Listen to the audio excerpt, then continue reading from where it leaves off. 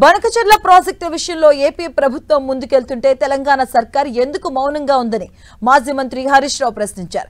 ప్రాజెక్టుల విషయంలో రాష్ట్ర ప్రభుత్వానికి చిత్తశుద్ధి లేదని అన్నారు. రేవంత్ సర్కార్ రాష్ట్ర ప్రయోజనాల కంటే ప్రతిపక్ష నేతలపై కేసులు పెట్టడంపై దృష్టి సారించిందంటూ విమర్శించారు.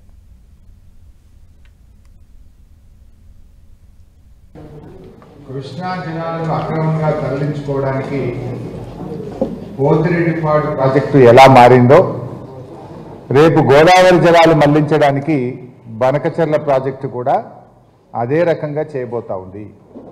ఆంధ్రప్రదేశ్ ప్రభుత్వం ఆ ప్లాన్తోనే ముందుకు పోతా ఉన్నారు. ఇవాళ ఇంత సీరియస్ ఇష్యూ జరుగుతూ ఉంటే రేవంత్ రెడ్డి గారి ప్రభుత్వం మొద్దు నిద్రపోతూ ఉంది. ఉత్తమ్ కుమార్ రెడ్డి గారేమో ఉత్తుత్త మాటలు, ఇంకా మేము ప్రిపేర్ కాలేదు, మేము ఇంకా ఆలోచన చేయలేదు, స్టడీ చేయలేదు అని ఉత్తుత్త మాటలేమో ఉత్తమ్ కుమార్ రెడ్డి గారు మాట్లాడుతూ ఉన్నారు.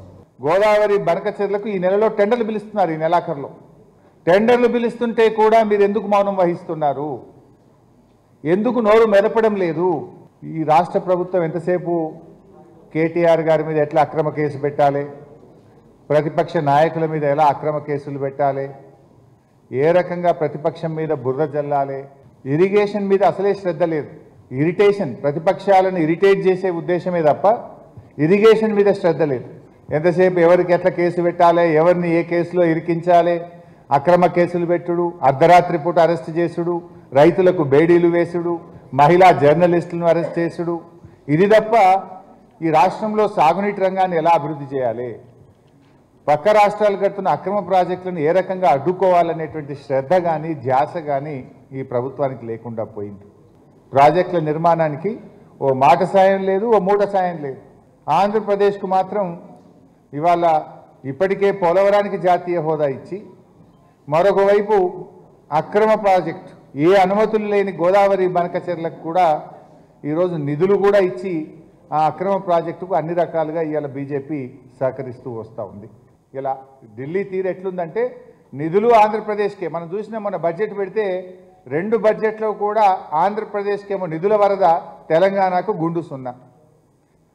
ఈ రాష్ట్రంలో ఉన్న 8 మంది బీజేపీ ఎంపీలు కానీ 8 మంది కాంగ్రెస్ ఎంపీలు తెలంగాణకు నిధుల్లో నదుల్లో అన్యాయం జరిగినా కూడా నోరు విప్పనటువంటి పరిస్థితి మనం చూస్తూ ఉన్నాం.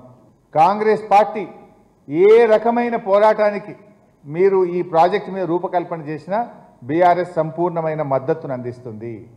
అఖిల పక్షాన్ని ఢిల్లీ తీసుకుపోతారా చెప్పండి, మేము కూడా మీ వెంట వచ్చి ఈ రాష్ట్ర ప్రయోజనాల కోసం గట్టిగా మేము కూడా ప్రశ్నిస్తాం.